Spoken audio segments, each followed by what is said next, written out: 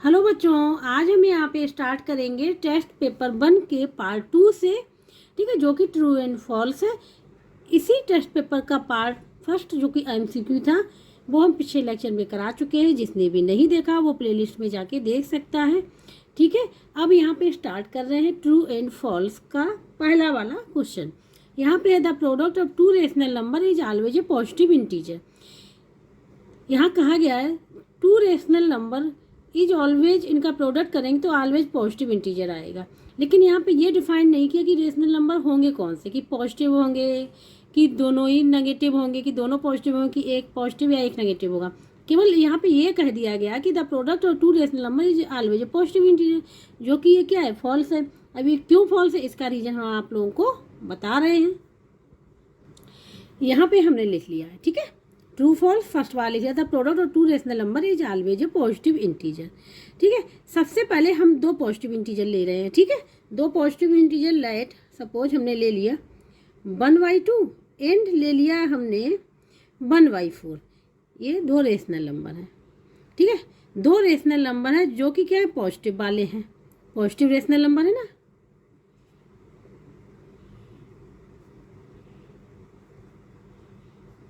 अब इनका प्रोडक्ट करें तो क्या हो जाएगा, 1/2 मल्टीप्लाई 1/4 इक्वल टू क्या हो जाएगा, 1/8। ये क्या आ गया, पॉजिटिव आ गया। तो ये तो यहाँ पे क्या है, ट्रू है। जब हमने दोनों पॉजिटिव लिए तब ये ट्रू है। ठीक है, अगर सपोज ये ले लें हम। ठीक है, अब ये तो हमारा हो गया। अब हम लेट कि एक हमारा पॉजिटिव है एंड दूसरा क्या ले लिया हमने, नेगेटिव ले लिया। अब देखते हैं प्रोडक्ट क्या फाइंड आउट होगा। तो ये हो जाएगा 1/2 मल्टीप्लाई -1/4। ठीक है, -1/4 तो क्या हो जाएगा, ये प्लस का है, नेगेटिव मल्टीप्लाई होगा तो साइन किसका आएगा, माइनस का आएगा, ये 1/8 हो जाए। ये कैसा आ गया, नेगेटिव आ गया। जब हमने एक पॉजिटिव एक नेगेटिव नंबर लिया तो आंसर किस में आया, ये जो प्रोडक्ट निकल के आया नेगेटिव में निकल के आया। ठीक है ना, और जब दोनों पॉजिटिव है तो पॉजिटिव निकल आए। तो इसलिए ये क्या है, फॉल्स है कि the product of two rational number is always a positive integer. नहीं, ऑलवेज पॉजिटिव इंटीजर नहीं होगा। पॉजिटिव इंटीजर तब होगा दोनों, या तो दोनों रेशनल नंबर पॉजिटिव हो या दोनों ही रेशनल नंबर नेगेटिव हो, तभी पॉजिटिव आएगा। ठीक है, तो इसलिए ये क्या हो जाएगा, फॉल्स हो जाएगा। यहाँ पे ये होगा इसका आंसर। ठीक है, अब हम लोग करेंगे सेकंड वाला पार्ट। सेकंड वाला ये है। ठीक है, sale tax is direct index. इन्होंने कहा है sale tax is direct tax, indirect नहीं। Sale tax is direct tax, ये रॉन्ग है, क्योंकि जो सेल टैक्स होता है वो इनडायरेक्ट टैक्स होता है। ठीक है, ये अब हम आप लोगों को यहाँ पे समझाएंगे। सेल टैक्स डायरेक्ट टैक्स नहीं होता है, ये फॉल्स है। ठीक है, जो सेल टैक्स जो होता है, sale tax is an indirect tax. ठीक है, इनडायरेक्ट होता है जो कि ऑलरेडी एडेड होता है to the cost of the item. ठीक है, कोई भी आइटम अगर हम परचेज करने जाएंगे तो जो कॉस्ट बताई जाएगी हमको कि इस आर्टिकल की कॉस्ट ये है, तो उसमें सेल टैक्स पहले से ही इंक्लूडेड रहेगा। ठीक है, ये अलग से नहीं लगेगा। तो इसलिए हम यहाँ पे लिखेंगे already added to the cost of the item या आर्टिकल। ठीक, पहले से ही उसमें क्या होता है, एडेड होता है ये जो सेल टैक्स होता है। तो इसलिए डायरेक्ट नहीं होता। डायरेक्ट वो होता है जो हम डायरेक्ट दें। ठीक है, हम इसको डायरेक्ट नहीं देते हैं, हम केवल क्या देते हैं, कॉस्ट ऑफ द आइटम देते हैं जिसमें कि सेल टैक्स इंक्लूडेड रहता है। ठीक है, तो ये हो जाएगा फॉल्स। अब हम लोग करेंगे थर्ड वाला। अब यहाँ पे थर्ड वाला देखिए, while multiplying a polynomial by a monomial we multiply every term in the polynomial by the monomial. ठीक है, ये करेक्ट है, ट्रू है, क्योंकि हम एवरी टर्म में मल्टीप्लाई करते हैं मोनोमियल का पोलिनोमियल में। ठीक है, हम आपको एग्जाम्पल के थ्रू समझा रहे हैं इसको। यहाँ पे सपोज हमने एक पोलिनोमियल ले लिया और एक मोनोमियल ले लिया। एक पोलिनोमियल 2x² + 5x + 3 और मोनोमियल ले लिया 5x। पोलिनोमियल क्या होता है, जिसमें ज़्यादा टर्म हो। ठीक है, तो यहाँ 3 टर्म है इसमें, और मोनोमियल में ओनली 1 टर्म। तो देखो इसका मल्टीप्लाई करने को कहा गया है ना, तो 2x² + 5x + 3 अगर मोनोमियल से मल्टीप्लाई करेंगे तो कह रहे एवरी टर्म में होगा, ठीक है इसके। तो हाँ ये सही है, क्योंकि ये 5x का जो 5x है मल्टीप्लाई में इसका सबसे पहले इसमें होगा 2x² मल्टीप्लाई 5x, इसमें होगा। सेकेंड वाला क्या है 5x मल्टीप्लाई 5x का हो रहा है इसमें। फिर थर्ड वाला क्या है 3 मल्टीप्लाई 5x, ये हो जाएगा।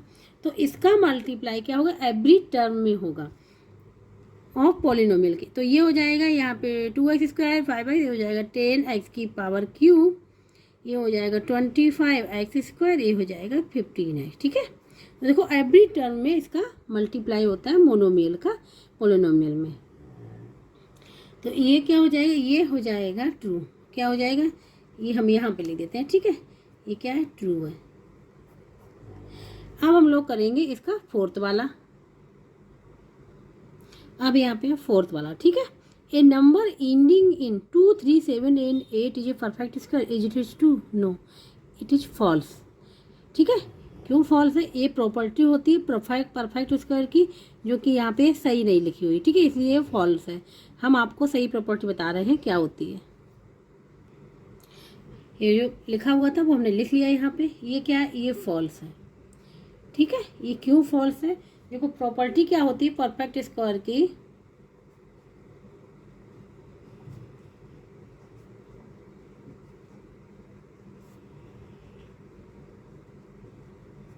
वो होती है कि ए नंबर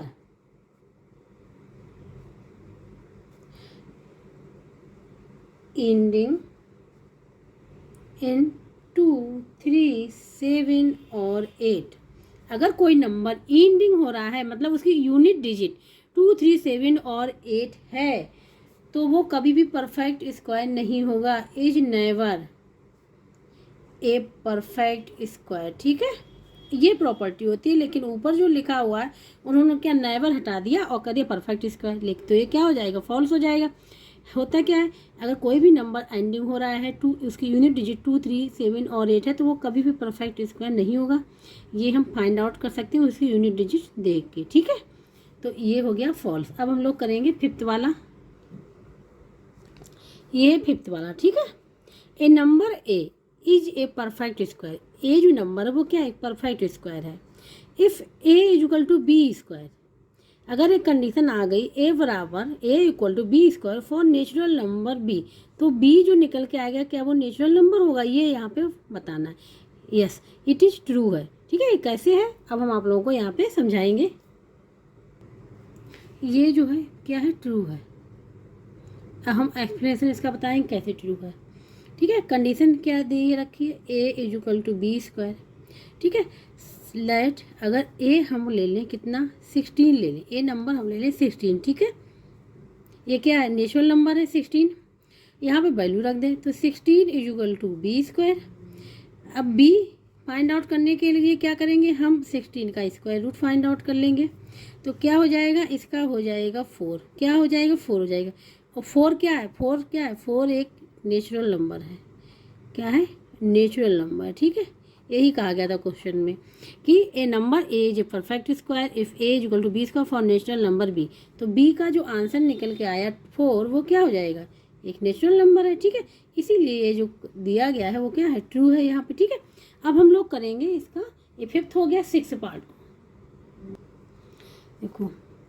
जो बी आई है वो है इफ़ 3 की पावर 4 इज इक्वल टू 3 की power x, then x is equal to 4, is it is true, ये ट्रू है, ठीक है। कैसे ट्रू है हम आप लोगों को यहाँ पे बताएंगे सॉल्व करके। यहाँ पे लिखा हुआ है, ठीक है। 3 की पावर 4 इज इक्वल टू 3 की पावर x। यहाँ पे एक्सपोनेंट लॉ का फार्मूला यूज होगा, कौन सी, अगर बेस सेम हो पावर डिफरेंट हो। बेस क्या है सेम है, ए यहाँ भी पावर डिफरेंट, यहाँ एम है यहाँ एन है, तो क्या हो जाता है पावर इक्वल हो जाती है। क्या हो जाती है पावर इक्वल हो जाती है कब, जब बेस सेम हो और ये इक्वल में हो तब पावर क्या हो जाती है इक्वल हो जाती।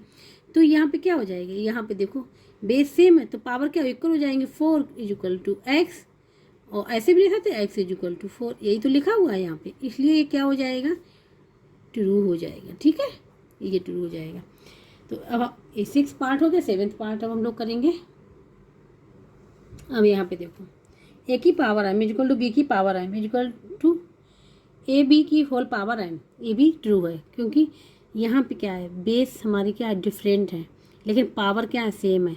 जब बेस डिफरेंट होते हैं, पावर सेम होती है, तो क्या हो जाता है, बेस का मल्टीप्लाई हो जाता है और पावर जो सेम होती है वही पावर यहाँ पे पावर वही लग जाती है। ठीक है, क्या होता है, बेस का केवल मल्टीप्लाई हो जाता है और पावर वही लग जाती है। ठीक है,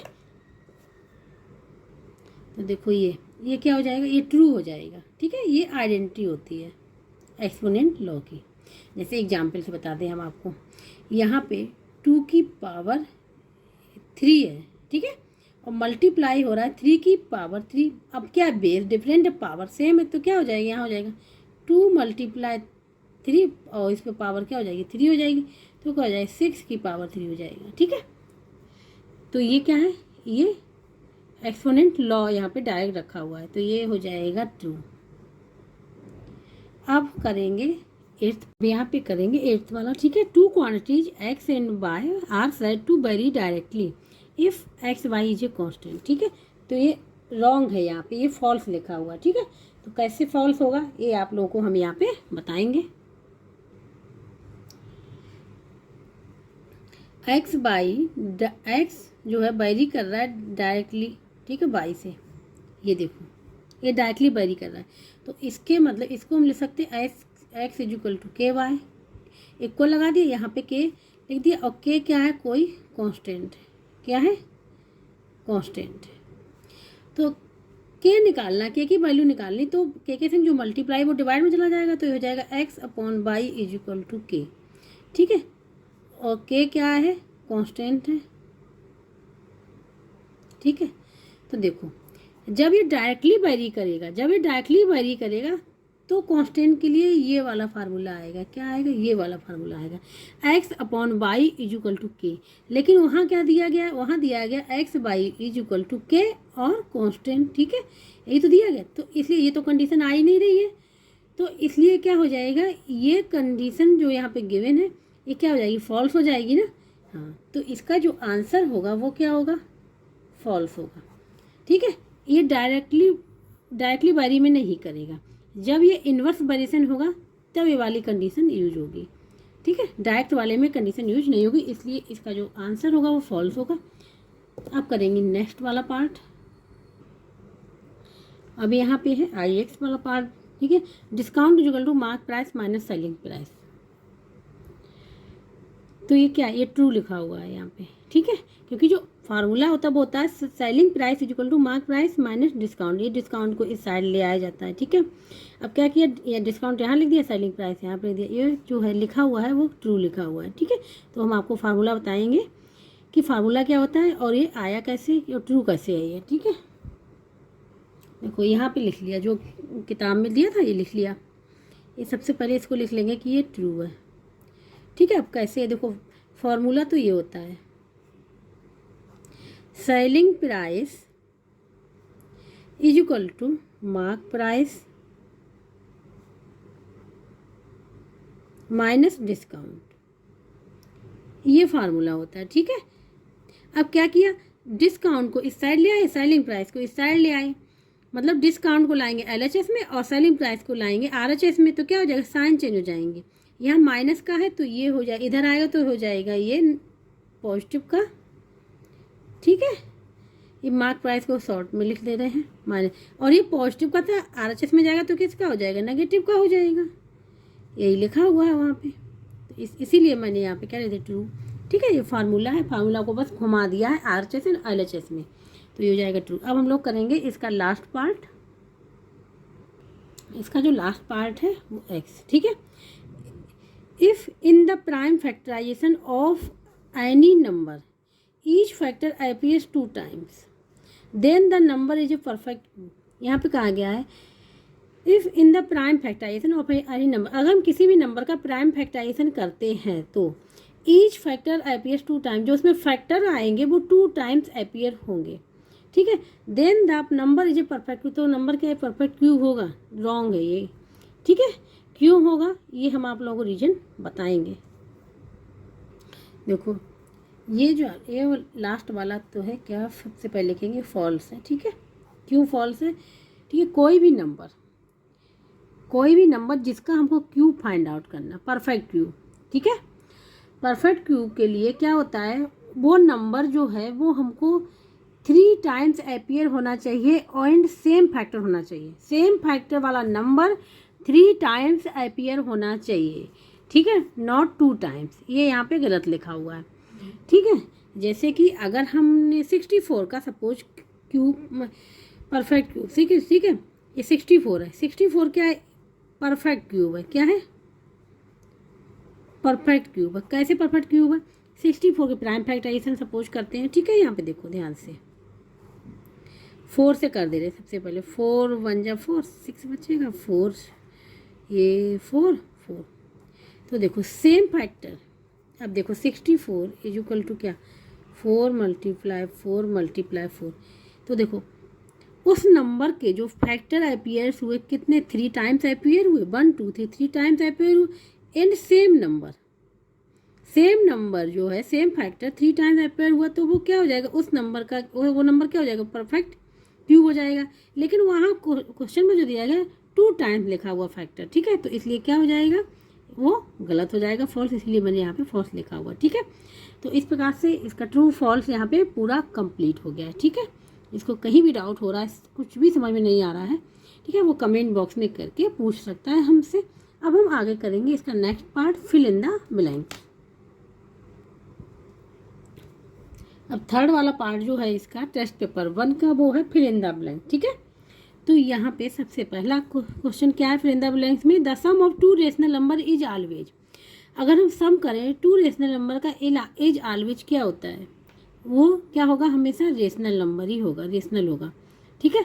the sum of 2 rational number का इज ऑलवेज रेशनल, ठीक, वो भी क्या होगा, रेशनल होगा। यहाँ पे लिख लिया है, ठीक है। The sum of 2 rational number is always a rational, ठीक है। कैसे होगा, देखो कोई भी नंबर सपोज कर ले, हम ले लें यहाँ पे 4y3 और इसको क्या करना है, सम करना है, प्लस ले लें हम यहाँ पे 1y3, इसको ऐड करें, एलसीएम क्या सेम है, 3 आ जाएगा, ऊपर क्या आ जाएगा 5/3। तो 5/3 नंबर जो आया वो क्या है, रेशनल नंबर ही तो है। तो इसीलिए क्या है कि the sum of 2 rational number is always a rational, ठीक है। अब हम लोग करेंगे इसका सेकंड वाला। अब यहाँ पे सेकंड वाला है, commutative and associative property are not applicable on the of rational numbers. किसके लिए एप्लीकेबल नहीं होती, ऑफ रेशनल नंबर, ठीक है। तो ये सब्ट्रैक्शन के लिए, सब्ट्रैक्ट के लिए ये जो प्रॉपर्टी होती है वो एप्लीकेबल नहीं होती है ऑफ रेशनल नंबर के, ठीक है। तो यहाँ पे लिखें किसके लिए एप्लीकेबल नहीं होती, सब्ट्रैक्ट के लिए एप्लीकेबल नहीं होती, ठीक है। क्यों नहीं होती, देखो हम आप लोगों को यहाँ पे बताएंगे। सबसे पहले बात करें यहाँ कम्यूटेटिव की,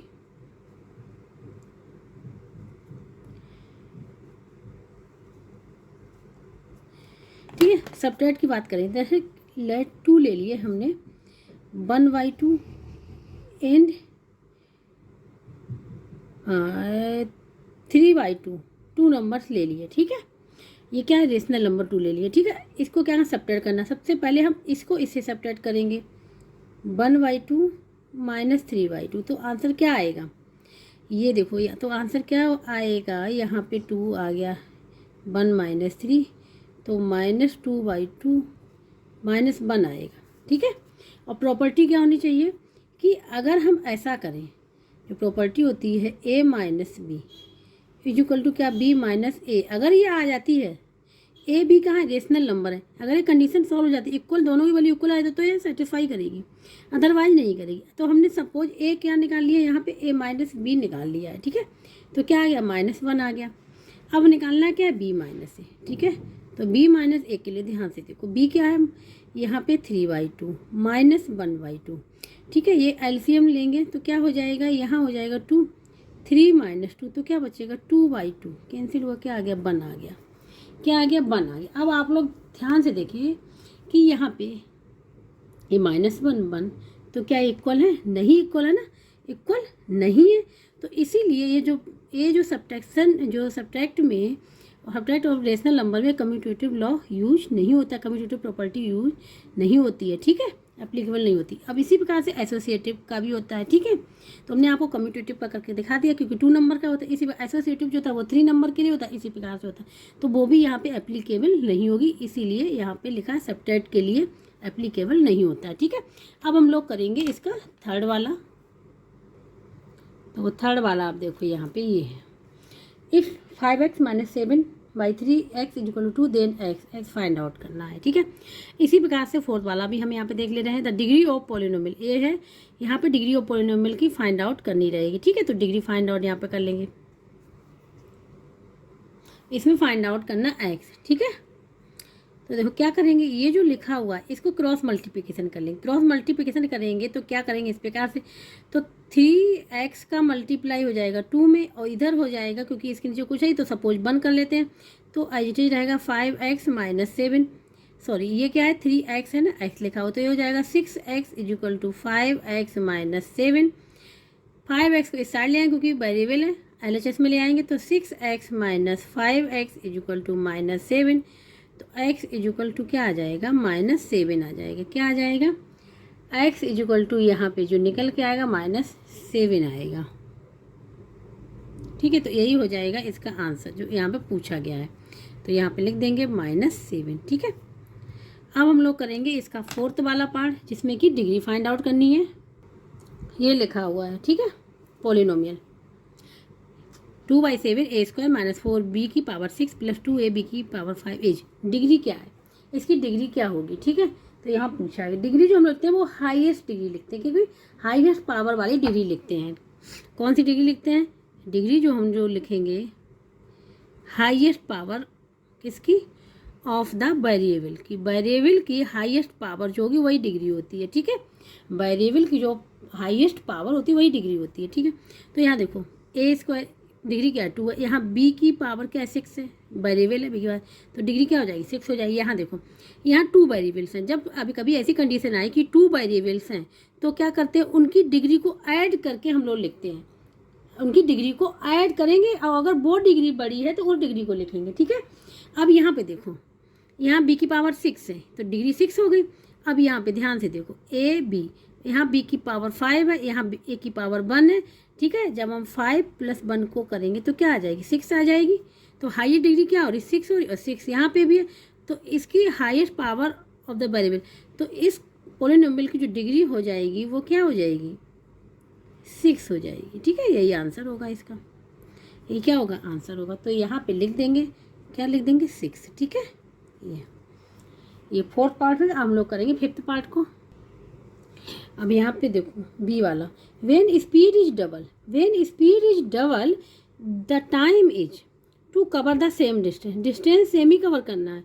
वो कह रहे अगर स्पीड को डबल कर देंगे तो टाइम क्या हो जाएगा वो फाइंड आउट करना है, to cover the same distance same cover करनी है, ठीक है। तो इसको जो टाइम जो होगा यहाँ हाफ हो जाएगा, क्या हो जाएगा आधा हो जाएगा, to cover the same distance. कैसे होगा वो हम आप लोगों को यहाँ पे बता रहे हैं।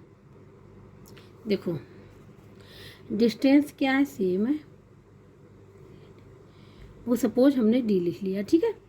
स्पीड = s और टाइम हो जाएगा t1 पहले के लिए, ठीक है, पहले बार के लिए टाइम t1। तो यहाँ पे देखो फार्मूला जो होता है स्पीड = डिस्टेंस,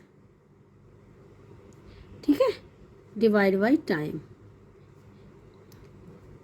तो d/t1 ये पहला वाला टाइम और स्पीड क्या है s, ठीक है। ये तो हो गई एक, ये तो फार्मूला हो गया, क्या हो गया फार्मूला हो गया। यहाँ हम टाइम t भी लिख सकते हैं, लेकिन t1 लिखा क्योंकि 2 बार टाइम है, ठीक है। अब वो कह रहे हैं कि स्पीड क्या हो गई डबल हो गई, तो अब टाइम पूछा गया है, ठीक है। अगर हम इसके थ्रू इससे अगर हम वो निकाल लें, इससे अगर हम क्या निकाल लें t1 टाइम निकाल लें, तो टाइम क्या हो जाएगा वो हो जाएगा d/s हो जाएगा, ठीक है। ये हो जाएगा फार्मूला फर्स्ट, यहाँ से यहाँ हमने लिख लिया।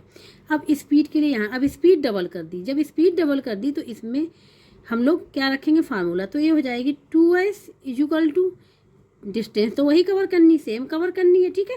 अब टाइम तो चेंज होगा ना, तो टाइम हम सपोज कर ले रहे कि वो T2 है, टाइम क्या है वो T2 ले लिया, ठीक है। तो अब T2 इक्वल टू क्या हो जाएगा, वो हो जाएगा D/2s।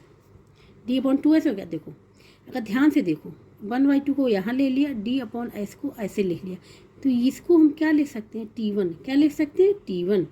तो ये हो जाएगा 1/2 multiply T1 equal to T1/2। तो T2 इक्वल टू क्या हो जाएगा, जो टाइम पूछा गया कि अब टाइम क्या हो जाएगा जब स्पीड डबल हो गई, तो T2 इक्वल टू T1/2।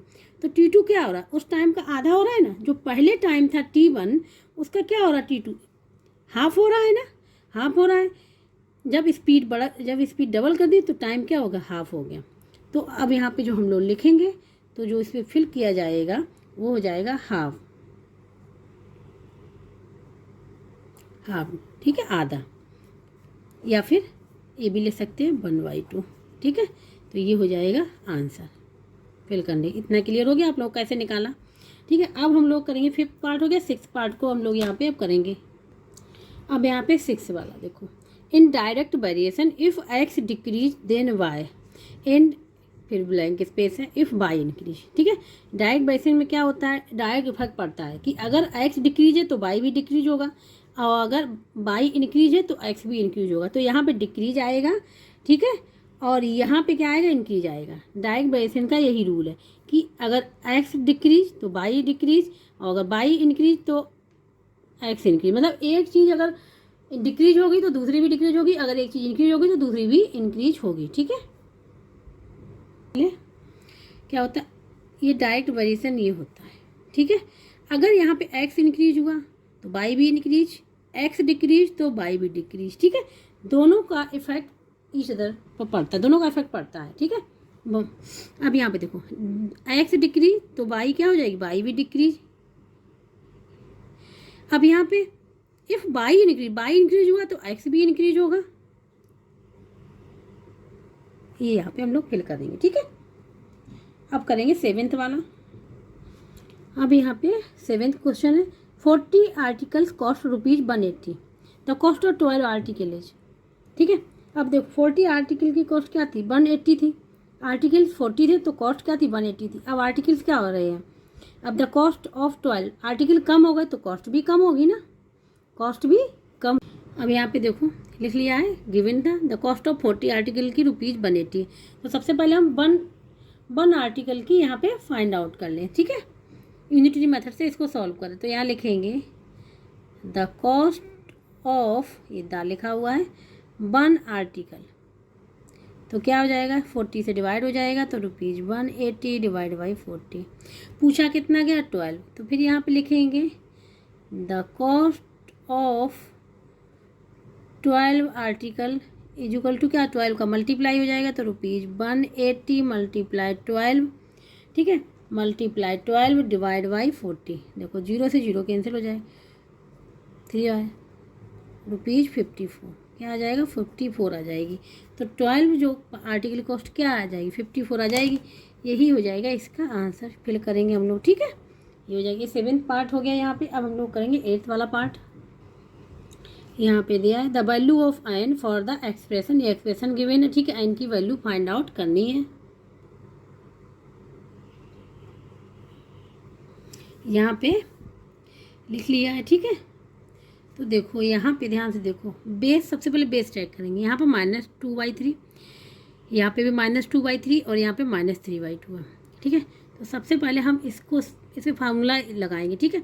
यहाँ पे बेस सेम है, पावर डिफरेंट है और डिवाइड में है, ठीक है। तो पावर क्या हो जाएंगी, माइनस हो जाएंगी, पावर क्या हो जाएगी, माइनस हो जाएंगे। हम आप लिख रहे हैं 2/3 की होल पावर 4 -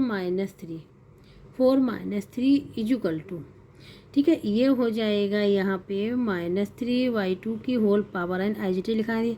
इसमें जो फार्मूला यूज हुआ वो हुआ है, अगर ए की पावर m है और डिवाइड है ए की पावर n, तो क्या हो जाएगा, बेस सेम है, डिवाइड में है, पावर डिफरेंट, ए की पावर m माइनस m, जो पावर जो होती है वो माइनस हो जाती है, ठीक है। वही हमने यहाँ पे किया हुआ, ये हो जाएगा -2/3 की होल पावर 1, ठीक है। 1 ही तो बचेगा। अब यहाँ पे बेस सेम करना, देखो बेस यहाँ -3/2 है, लेकिन हमको क्या लाना है, हमको लाना है यहाँ पे -2/3, या तो हम इसको -3/2 कर ले या फिर इसको कर ले -2/3, ठीक है। तो हम इसको ही चेंज कर ले रहे हैं, किसको, इसको चेंज कर ले रहे हैं। तो यहाँ पे हमने, यहाँ पे जब चेंज करेंगे तो क्या हो जाएगा, यहाँ पॉजिटिव है, क्या है अभी इसका जो ऊपर वाला पावर है क्या है, पॉजिटिव है, इसको नेगेटिव हो जाएगा। नेगेटिव में चेंज करेंगे तो क्या हो जाएगा, ये एक्सचेंज हो जाएंगे न्यूमरेटर डिनोमिनेटर। तो ये हो जाएगा 2 - 2/3 की होल पावर -n, ये हो जाएगा इसका, ठीक है। कैसे हो जाएगा देखो, जब जैसे a/b और इस पे पावर -n है, इसको हमको बनाना है पॉजिटिव में, किसके बनाना है, पॉजिटिव में। तो ये हो जाएगा b/n, ठीक है। क्या हुआ, ये चेंज होगा, डिनोमिनेटर न्यूमरेटर चेंज होगा। इसी प्रकार से अगर इसको बनाना नेगेटिव में तो फिर चेंज हो जाएंगे, यही हमने यहाँ पे चेंज किया। अब देखो यहाँ फिर फार्मूला यूज होगा, जब बेस सेम है इक्वल में है, बेस सेम है इक्वल में है तो पावर क्या हो जाती है, इक्वल हो जाती है। तो 1 = -n, ठीक है। तो ये n = क्या आ जाएगा, -1 आ जाएगा इसका आंसर। तो यहाँ जो फिल करेंगे वो फिल करेंगे -1, ठीक है। अब यहाँ पे जो फार्मूला यूज हुआ था वो हुआ था, अगर a की पावर m है = a की पावर n, इक्वल में है, बेस सेम है तो पावर क्या होती है, वो इक्वल हो जाती, ठीक है। ये वाला फार्मूला यहाँ पे यूज हुआ है। तो n की वैल्यू निकल आ गई यहाँ पे -1। अब हम लोग करेंगे, ये 8th पार्ट हो गया, 9th पार्ट। अब यहाँ पे देखो ix, ठीक है, 9th वाला पार्ट था, क्यूब रूट ऑफ -64 / 216, इसका क्यूब रूट फाइंड आउट करना है। तो कैसे फाइंड आउट करेंगे, यहाँ हम आप लोगों को बताएंगे। यहाँ पे लिख लिया है, ठीक है, क्यूब रूट फाइंड आउट करना है। तो देखो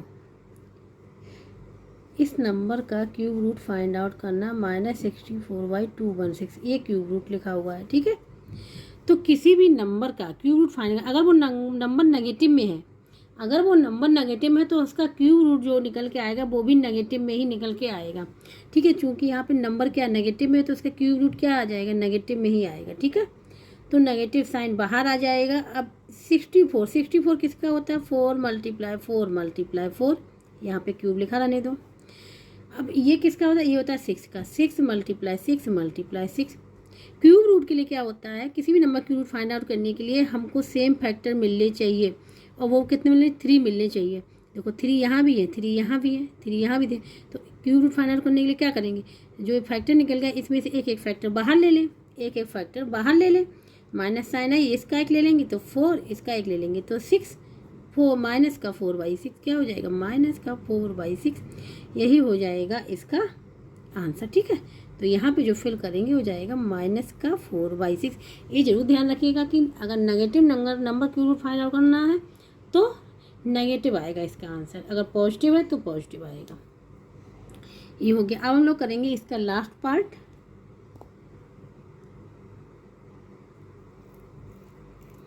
यहाँ पे ये है, ठीक है।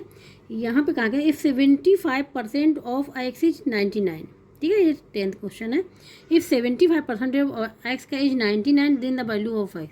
तो यहाँ पे कहा गया है 75% ऑफ x का इज का मतलब = 99, इज का मतलब क्या, = 99। कहने का मतलब यहाँ पे जो है इक्वेशन ये बनेगी, 75% का मतलब 75 / 100, ये हो गया 75%। ऑफ का मीन मल्टीप्लाई x = 99, ये हो गया, ठीक है। अब यहाँ पे देखो 25 3 जा और ये हो जाएगा 4, तो ये हो जाएगा 3x, क्या हो जाएगा 3x/4 = 99, ठीक है। तो क्रॉस मल्टीप्लिकेशन कर ले, ये हो जाएगा 3x = 4, x से डायरेक्ट कर दें 3 3 जा, ठीक है, हो जाएगा 4 × 3 तो ये हो जाएगा 4 करेंगे यहाँ पे तो पहले जाएगा हो जाएगा 12, फिर हो जाएगा 132, ये होगा x की जो वैल्यू निकल के आएगी वो निकल के आएगी 132, ठीक है, 132 ये आंसर होगा इसका। तो ठीक है, तो इस प्रकार से यहाँ पे फिल इन द ब्लैंक्स भी पूरा कंप्लीट हो गया है। तो यहाँ पे इस लेक्चर में क्या क्या कंप्लीट हुआ है, true and false and fill in the blanks पूरा कंप्लीट हो गया। इसको कहीं भी डाउट हो, ठीक है, क्लियर ना हो रहा, वो कमेंट बॉक्स में करके पूछ सकता है। और जिसको वीडियो अच्छा लगा प्लीज़ वो लाइक शेयर एंड सब्सक्राइब जरूर कर दीजिएगा, और लोगों को भी शेयर कर दीजिएगा जिससे कि और लोगों को बेनिफिट हो इसका, ठीक है। अब हम लोग नेक्स्ट लेक्चर में करेंगे मैच द कॉलम।